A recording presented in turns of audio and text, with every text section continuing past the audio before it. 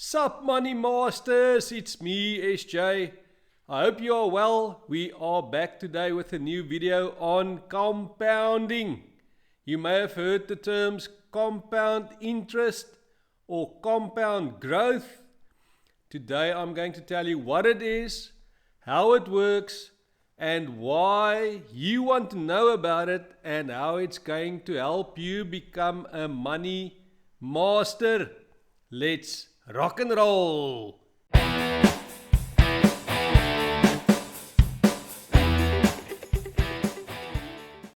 So what is compounding?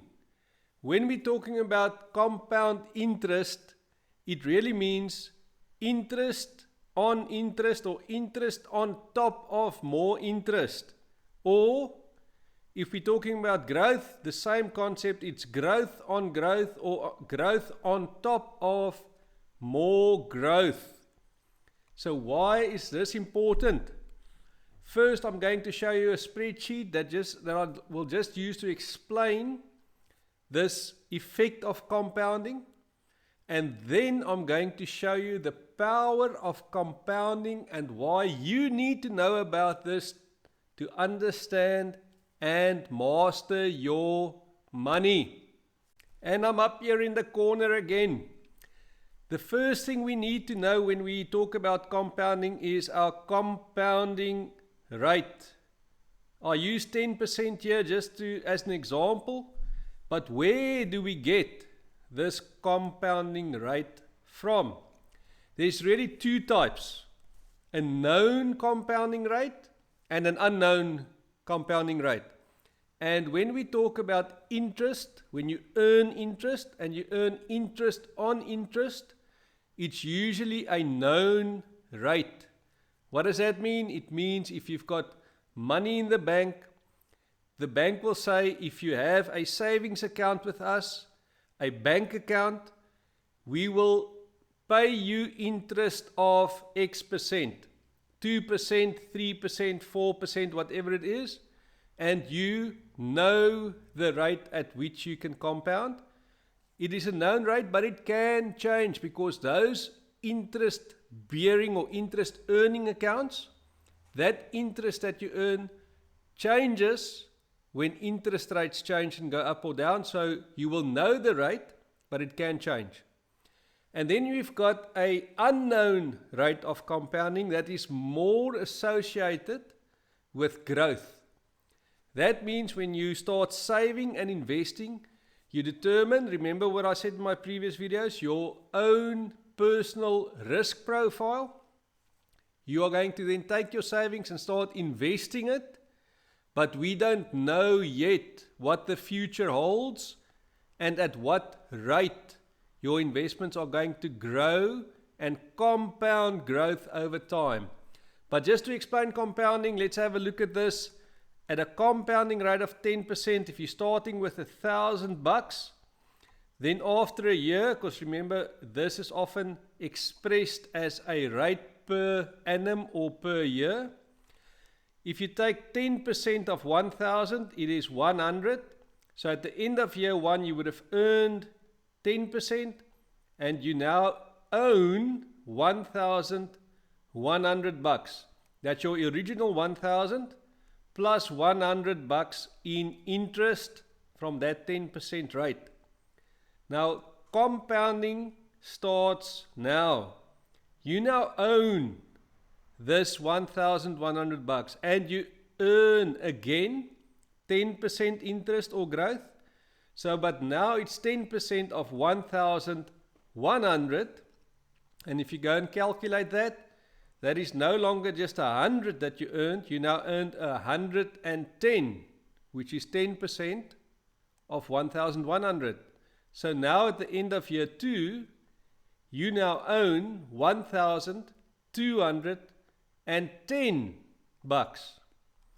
And again, if we continue on, the next year you will earn 10% on 1,210, and you will end up with 1,331. And so we can go on. If we look at the spreadsheet, after 10 years of compounding, if you did nothing else, you just put $1,000 into an account that either earned interest of 10%, which I admit is very high for interest, but let's say you just it just grew by 10% per annum in an investment, then after 10 years, you would have more than doubled your money to around $2,600. And if you do nothing else and you just started with your 1,000, you remain invested after 30 years. Look at this number. And this is the power of compounding, growth on growth or interest on interest. So this is just the concept, the spreadsheet, just to explain to you the mathematics behind compounding. It's just growth on growth, and as that number that you own becomes larger, then the growth on that number, each time that growth is more. And then you compound it until it becomes a massive snowball that you started with a small ball at the top of the mountain. And as you rolled it down the mountain, by the time it gets to the bottom of the mountain, you have got a massive snowball effect. That is compounding. And now I want to show you the power of compounding. Once you understand the power of compounding, compounding is also called the eighth wonder of the world, and there is a reason for that.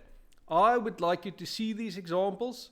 I believe it will help you, that when you see them, you will start wanting and demanding compounding of your interest, and even better, the growth of your investments. I'm going to show you two examples of the power of compounding, and the first one is the fable of the rice and the chessboard. This is an interesting, fascinating story. The fable goes like this.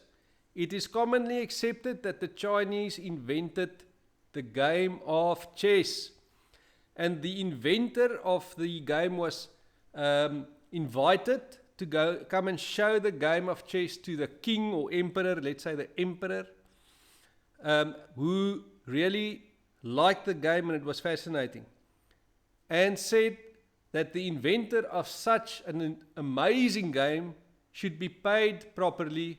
What is the price, the inventor of chess? What would you like as payment for the invention of this awesome new game?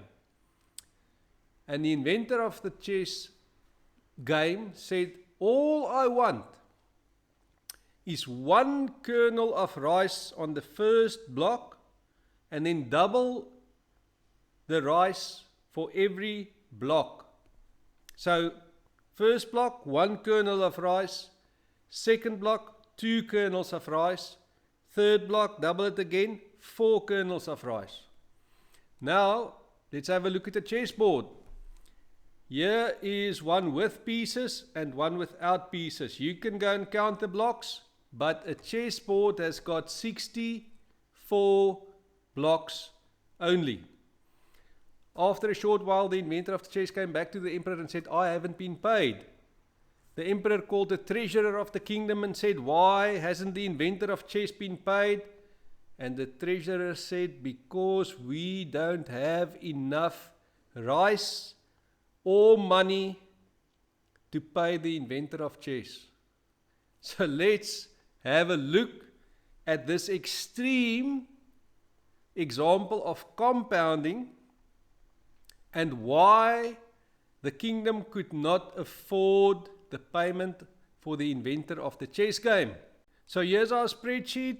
I already explained the story. On the first block of the chessboard, there was 1 kernel of rice.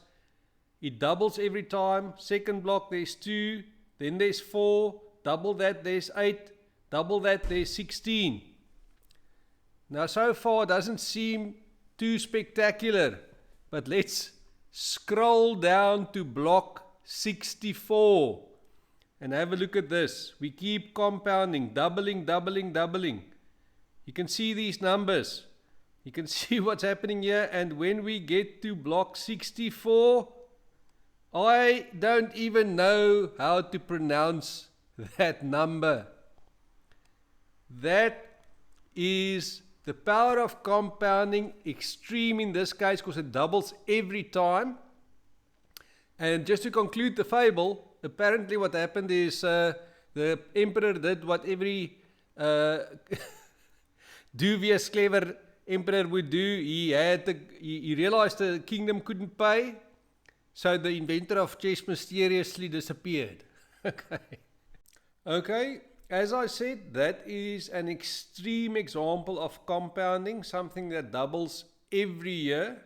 If anybody ever tells you that they have an investment for you to invest in that gives you that type of compounding growth, run for the hills. It doesn't exist. You will cry crocodile tears. You're going to lose your money.